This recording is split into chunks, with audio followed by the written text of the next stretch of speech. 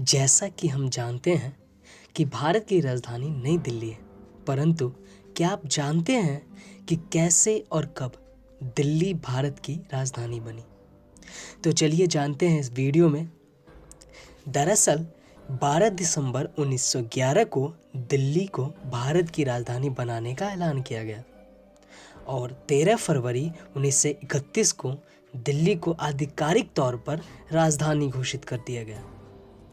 भारत की राजधानी नई दिल्ली की आधारशिला तत्कालीन सम्राट जॉर्ज पंचम द्वारा रखी गई थी। यह आयोजन 1911 के दिल्ली दरबार में हुआ था। शहर की वास्तुकला और योजना दो British architect sir Herbert baker और सर एडविन लुटियन द्वारा बनाई गई थी।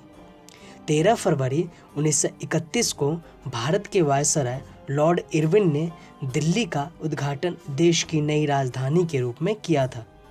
तब से नई दिल्ली देश को चलाने के लिए आवश्यक सभी शाखाओं जैसे विधायी, न्यायपालिका और कार्यकारी के साथ सरकार का केंद्र बन गई।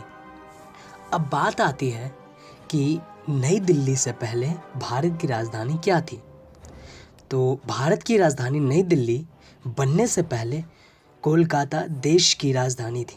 हालांकि दिल्ली कई साम्राज्य का वित्तीय और राजनीतिक केंद्र थी जिन्होंने पहले भारत पर शासन किया था। इसके कुछ बेहतरीन उदाहरण दिल्ली सल्तनत के शासनकाल के साथ साथ मुगलों के शासनकाल से है। भारत में अंग्रेजों के आने के बाद कई चीज़ें बदल गईं।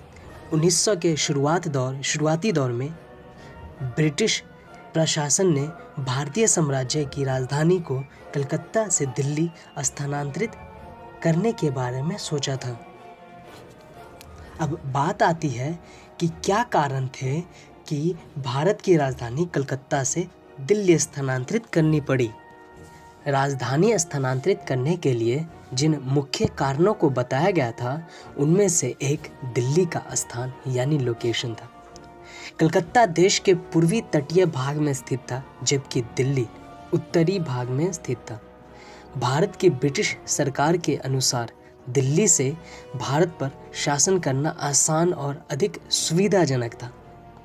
इस प्रस्ताव को ब्रिटिश सरकार ने स्वीकार कर लिया था और फिर 12 दिसंबर 1911 को दिल्ली दरबार के दौरान भारत के तत्कालीन शासक जॉर्ज पंचम ने क्वीन मैरी के साथ घोषणा की कि भारत की राजधानी कलकत्ता से दिल्ली स्थानांतरित कर दी जाएगी।